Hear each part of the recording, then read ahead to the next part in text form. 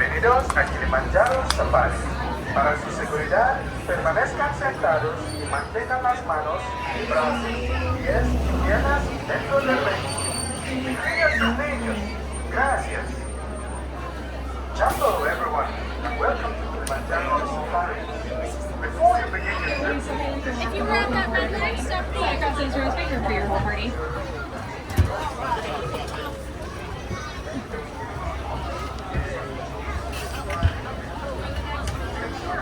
Alright folks, if you're on the right, watch your hands, arms, feet, and legs. Doors are going to slide closed.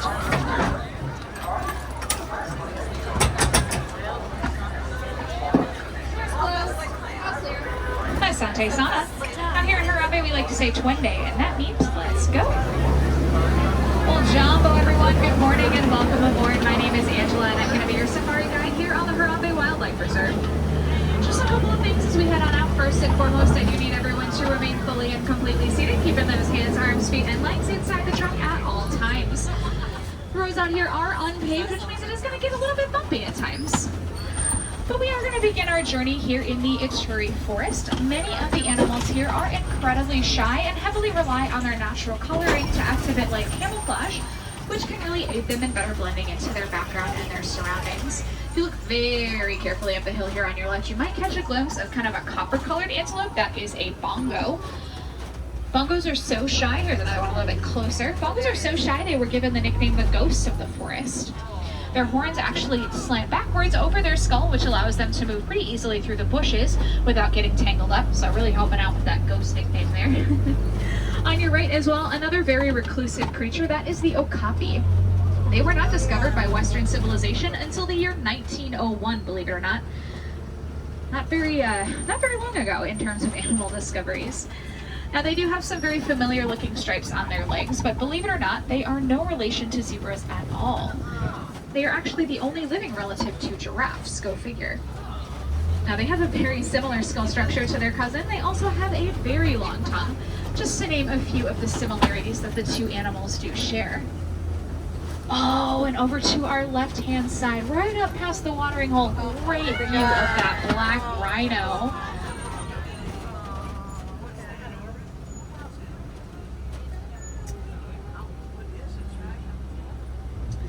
Now, unfortunately, this is a pretty rare sight due to illegal poaching. There are fewer than 5,000 black rhinos remaining in the entire world.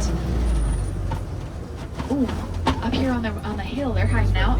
These are the greater kudu up on your right-hand side. This one's right here. See, again, really blending in with their surroundings. These greater kudu, these are females. We can tell because males have very large curly horns. Females don't have any.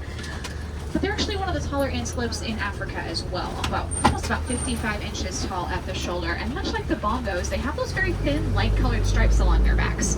That is what we call disruptive camouflage. And when they're hiding out in the bushes, it'll kind of mimic the rays of sunlight breaking through the branches and leaves to break up their silhouette to any predators looking out for them.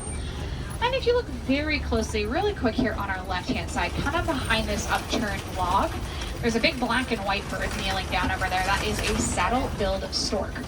Fully standing, they do reach about 5 feet in height, and their wingspan is about 7 to 9 feet wide. They get their name from the bright yellow saddle shape resting on their orange and black bill. Alright, now we are going to be heading down into the Safi River Valley, where we might just be lucky enough to spot some hippos.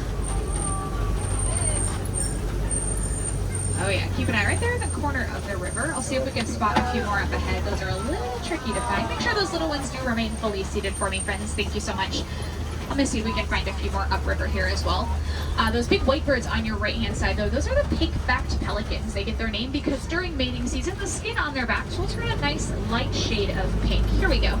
Off to your left, right behind the island, there is a great view of some of those hippos. A whole group like this is called a bloat of hippos. Once again, friends, just make sure those little ones do remain fully seated either on a seat or a lap for me, friends. Little ones need to be all the way seated for me, folks, please. All the way seated. Thank you so much. Now, for an animal that spends so much of their time in the water, and I mean a majority of their day in the water, they're not really a big fan of swimming. Those hippos much prefer to sink all the way down to the very bottom of the river, where they will walk or run along the riverbed to get from place to place. Because they spend so much of their time in the water, hippos can actually hold their breath for about 8 minutes at a time. Staying submerged, keeping cool, regulating their body temperatures, they usually don't come up on land until a little bit later on in the day towards the evening when they start to get hungry and maybe want to go look around for some snacks. As we head across this bridge, we are going to be leaving the dense vegetation of the forest and the river valley behind us, and we're going to be making our way out towards a much different type of ecosystem. One that happens to be my favorite area on the reserve, and that is the Serengeti grasslands.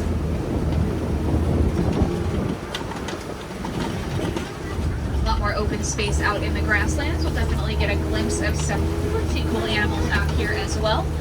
And coming up very shortly on our right-hand side is going to be a rather odd-looking tree, one that does look almost as though it's got its roots sticking out of the wrong end. This is a baobab tree. Baobab trees look like this because they will remain leafless almost 9 months of the year, which does earn them the nickname the upside-down tree.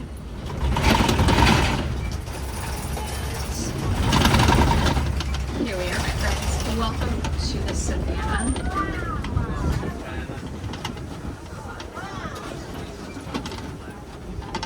The savanna is going to stretch for hundreds of miles across East Africa, and we'll see millions of different animals migrate through it each and every year, acting almost like a superhighway of sorts for many of them. You can actually see one of those very iconic African animals up on your right-hand side, hiding behind the trees there. That is the giraffe, home to many of the very popular African animals, the giraffes, elephants, lions, and many others. Looks like there are a few of those giraffes maybe scattered up ahead there. Did you know there are actually several species of giraffes?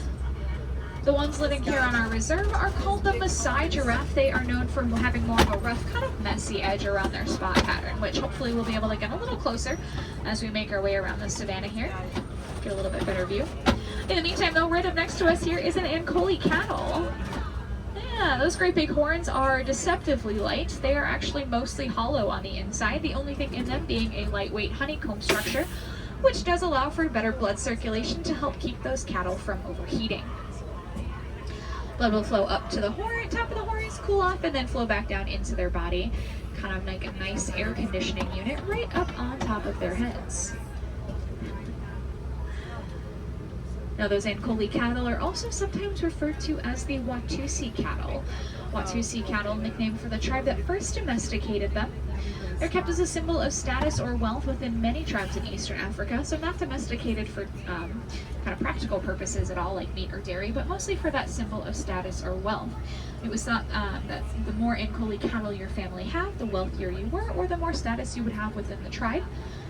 Because if you could take care of several livestock as well as your own family, you're probably doing pretty good for yourself. Now, it does sound like there are some animals moving in and out of the road up ahead, which is why we've kind of come to a stop here. So just hang tight. This is their home. This is kind of the joy of driving around on the savanna here. It's kind of, like I said, like a highway, which does include traffic jams from time to time. This is their home. We kind of just get to drive around them, and sometimes they go where they please, and where they please is just right in front of our trucks. So we're gonna hang tight. We'll hang out with our friend the Ankole cattle, and it looks like that giraffe made its way a little bit closer to us, so you can kind of see that messy edge around the spots there as well. Now that we're a little bit closer. Oh, and another one's coming over to say hello. Now, newborn giraffes already are going to be pretty tall. They're about 6 feet tall at birth, and from that 6-foot starting point, they can grow to reach upwards of about 18 to 20 feet in height. So that makes the giraffes the tallest animals in the world. It also gives them a very appropriate group name, being the Tower of Giraffes.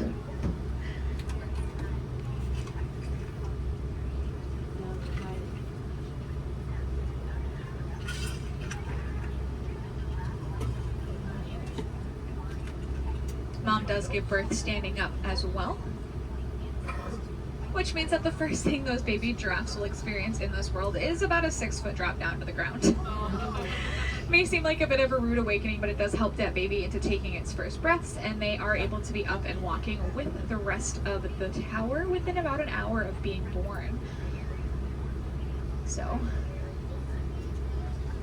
Pretty helpful for those little ones to get use of their legs as well. Well, hello. Peeking their head out to say hi. Giraffes do have about an 18-inch long tongue that is prehensile, which means they can use it like a finger or a muscle. You may notice the trees all around the savannah are all trimmed up to about the same height, and that's about as high as those giraffes can reach with their long necks and their long tongues. They'll use those tongues to reach into the tops of the trees and just wrap around the branches to strip the leaves from them.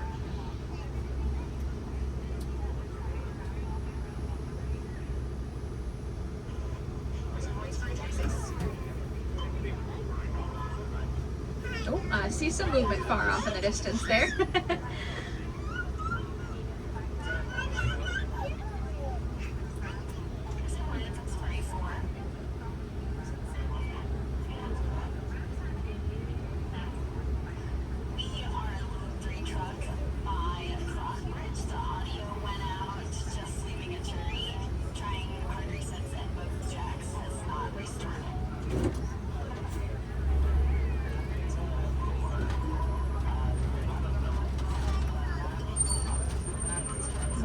Let's see.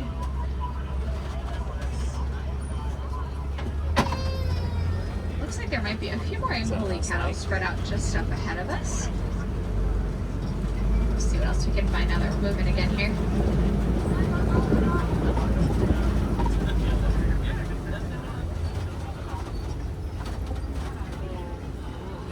Keep an eye out over here on the left for the black and tan colored fur. There are some of the painted dogs kind of laying right in the shade of that rock wall back there behind the bush and the kind of canyon wall back there. Those are the painted dogs.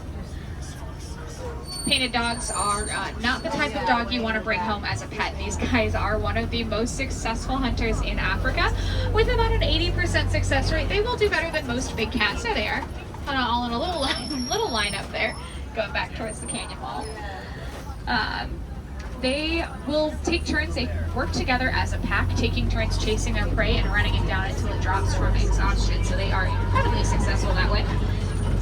Along with the unholy cattle on your left, there are some sable antelope further back. They are the emblem for our Harambe Wildlife Reserve, and that is because they have a very unique temperament. Rather than fleeing at the first sign of trouble or predators, those sables tend to stand their ground against most threats to fight to protect their own, much in the way we fight to protect all of these wonderful animals you see here on our reserve. They can also use their horns not only to spar for dominance within their own herds, but they'll also use them to fend off predators like lions who may try to leap onto their backs. These big reddish-orange structures here are termite mounds. They are built out of termite spit, dung, and dirt. Yeah, that mixture is not super pleasant, but it does create a structure that is just about as hard as concrete. So animals like the elephants like to use the very tall ones, like that one behind us on our left. They'll use those as scratching posts, and eventually, as they wear down, become a bit shorter in size. Smaller animals like the antelope and gazelles can hop on top of them to use as a lookout. All right, we're gonna creep by these giraffes here on our left-hand side. Hello, my friends.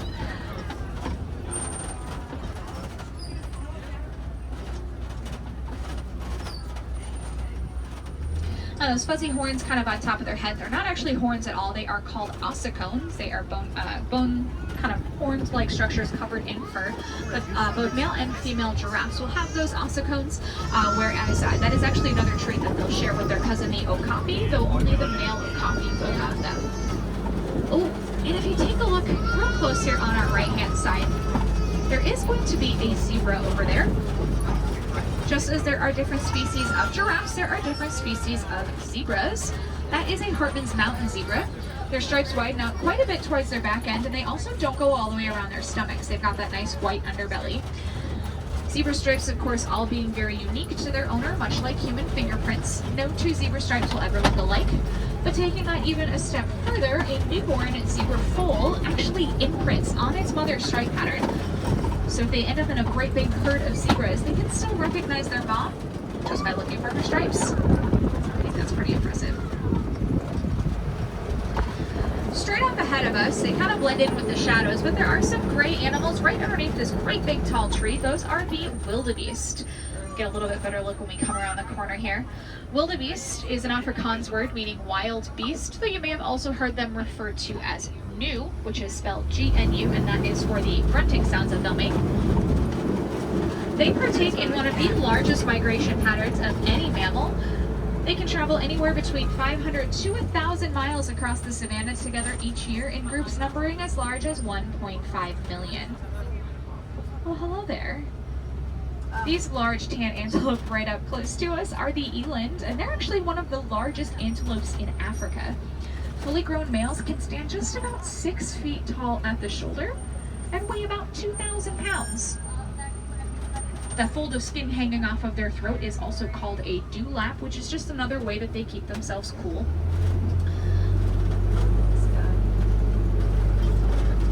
Alright, couple more giraffes, grabbing some snacks. They do spend about 16 to 20 hours a day eating, which does sound pretty great in theory. There is a trade-off though. They only get about 30 minutes of real deep REM sleep every single day.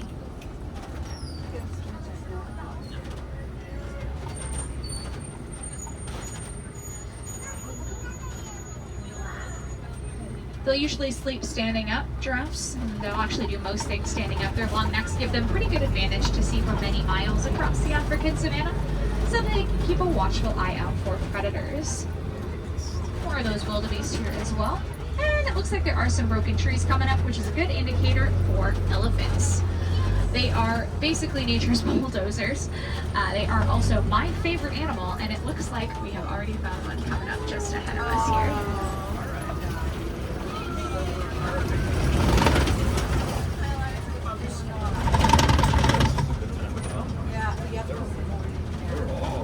Beautiful African elephant here on the right, probably a male, given that he's all by himself. Male elephants are very solitary. They separate from their herd once they have fully matured to spend most of their lives on their own or in a loosely formed bachelor herd. And look over here on the left as well. Those are the mandrills, which are actually the largest monkeys in the world. They're also known for their very vividly colored blue and red faces. The males weigh up to about 100 pounds and have the very bright coloration on their face. Females come closer to about 30 pounds and they'll have a little more of a dull coloration to their face. But I'll tell you what, my favorite thing about those mandrills is that they have little pockets in their cheeks so they can store snacks for later. Right? Very handy to have. Little snack pockets. Unfortunately though, those elephants, their biggest threats right now are people. Not only are poachers continuing to target them for those beautiful ivory tusks, but they are also facing a critical loss of habitat, them and the mandrills and other animals as well. Coltan, the main reason for that is a lot of coltan mining that is rapidly encroaching on their homes. Coltan is a metallic ore that is actually used in the making of a lot of our everyday electronic devices, like tablets, cell phones, laptops, cameras, things like that. And we will talk about that again in just a little bit. But in the meantime, we are headed a little bit deeper into elephant country.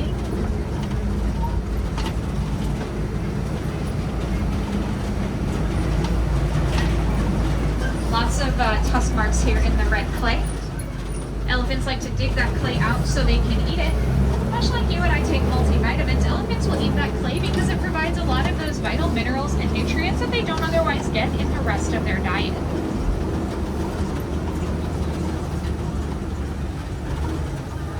Herds of elephants typically then are going to consist of the younger ones who do spend a majority of their childhood with their mother.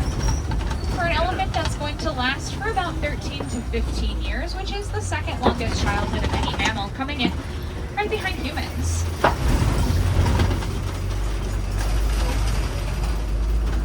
Like I said, the boys leave the herd behind once they have matured. The ladies kind of kick them out. And that is because elephants are largely matriarchal in nature. The women are in charge, and I think that's pretty fair. They are pregnant, after all, for about 22 months.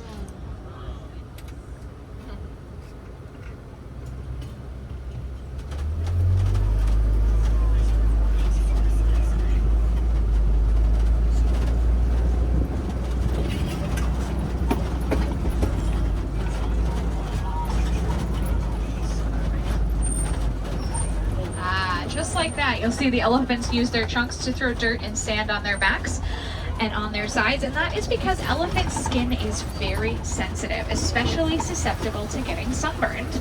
So that dirt, mud, and sand actually acts as a natural sunscreen to keep them protected.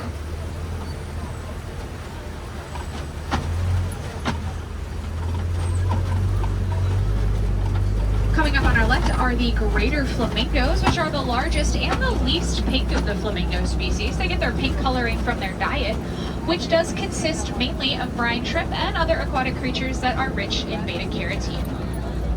And that means flamingos do not actually hatch pink initially. They start off as a little gray ball of feathers. It does take a good year or two of being on that diet with beta-carotene in it for them to fully reach their pink color.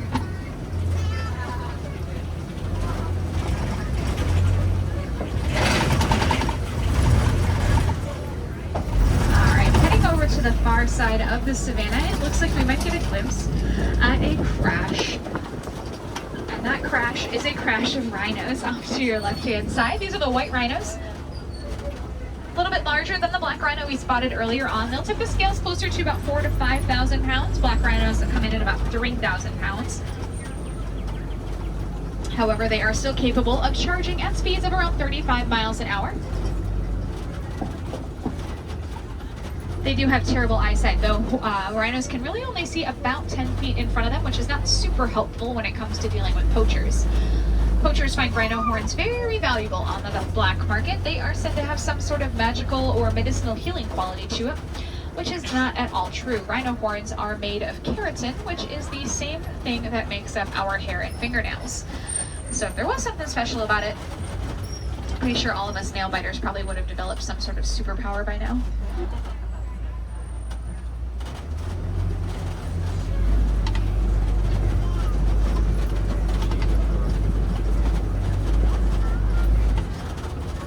Keep an eye out for any movement on these hills here.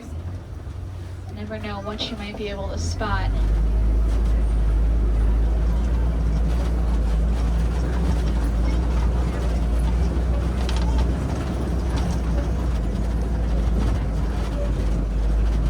Oh, here we go. There's actually a couple of cheetahs. They're over here on the left, kind of laying in the shade, all the way towards that little left-hand corner there. A little bit over your shoulder. Cheetahs, of course, are one of the fastest moving land mammals, clocking in over 60 miles an hour. But they cannot keep up their top speeds for too long at all, no more than a few hundred yards or so. If they try to run too far too fast, they are going to run the risk of completely wearing themselves out.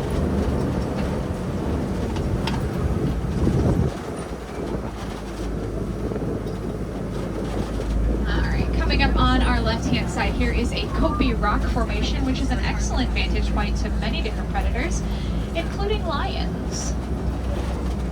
Lions are, however, particularly inactive. Here we go. During the daytime, they like to lay around, resting, sleeping, and just conserving their energy for a good 18 to 20 hours a day. And he is giving us a prime example of that. He's got two lady friends right up above him there as well.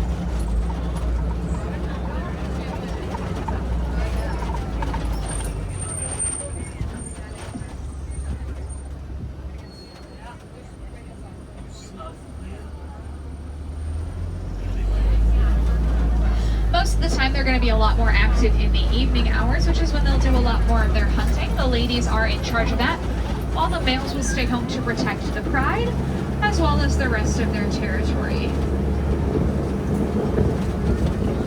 If I do have any wilderness explorers on board, the name of this truck is Simba 1, S-I-M-B-A, and then the number 1. Simba is actually the Swahili word for lion. Oh, a couple more white rhinos up ahead there.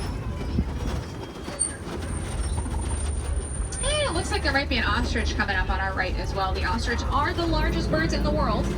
They are also completely incapable of flight. What they lack in that ability to fly, though, they do make up for in their speed while running. They can reach speeds of around 40 miles an hour. Alright, now take a close look at these white rhinos here, my friends. They've got that nice wide, broad jaw. It's one of the things that are different, but aside from size and color, between the white rhinos and the black rhinos. That wide, flat mouth makes it very easy for those white rhinos to graze directly off the ground, just as they're doing here. Black rhinos have more of a pointed triangular upper lip that is prehensile, so they can grab things off of bushes and trees a little higher off the ground. Now with the warden's post coming into view just up ahead of us, unfortunately that does mean that our time together is going to be coming to an end here shortly. If you take away anything from our safari today, I hope you will remember that coexistence with these animals is incredibly vital to their survival. In fact, the warden has been working on some new ways to coexist with the wildlife around us here. And that includes the adoption of some Nigerian dwarf goats. These little guys are very handy to keep around.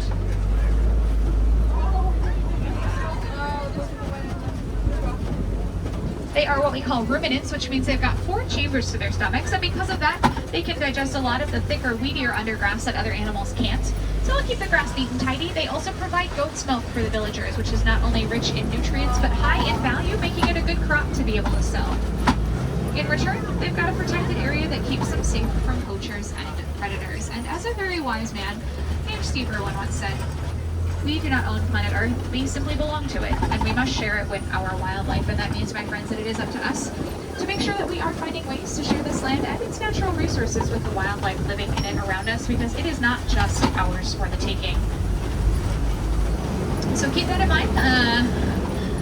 If you guys are looking for some new ways to help out, there's a lot of really easy things that you can do right at home. Remember that any of the older electronics that you are no longer using, especially anything that has coltan in them, can be recycled. We can actually reuse coltan, which can really help to cut back on a lot of the habitat encroachment that these animals are facing still today. So keep that in mind. Next time you go in for an upgrade on your cell phone, if you recycle the old one, there is a very good chance that you could be helping out the elephants. Little things too, like remembering to recycle your papers and plastics, replacing single-use plastic bags, cups, straws, and utensils with reusable ones can have a big impact as well. Might not seem like a lot, but when a lot of us start to do a little bit to help out, it really can add up to make a world of difference. Now, my friends, if you do me a favor as we approach the warden's post, to take a look around your seats, make sure that you do have everything that you boarded with. I don't want you to leave anything behind. Double check your pockets for smaller items like keys, wallets, cell phones, park tickets, magic bands. Make sure you've got all of those things. And here in Harambe, we're not really big on goodbyes. Goodbyes are much too sad and far too final. So instead, I am going to leave you all with Kwaharini, which means go well.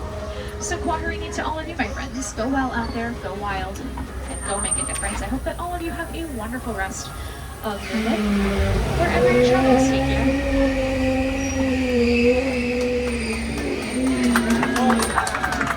Asante Sana, thank you so much, folks. Watch your hands, arms, feet, and legs on the right. Doors are opening. Thank you. You did really well. Welcome. Thank you so much. Enjoy the rest of your day, friends.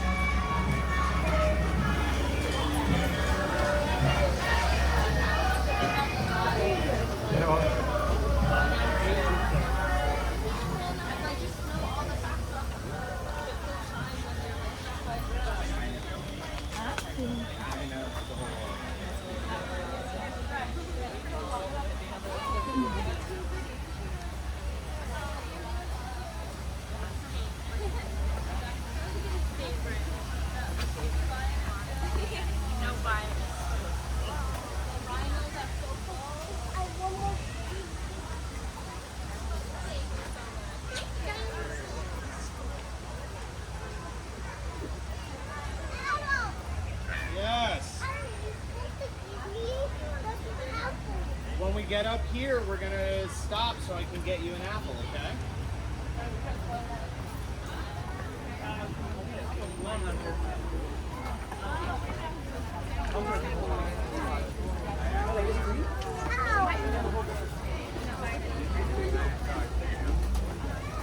We're going right up there. Make you happy. Hi.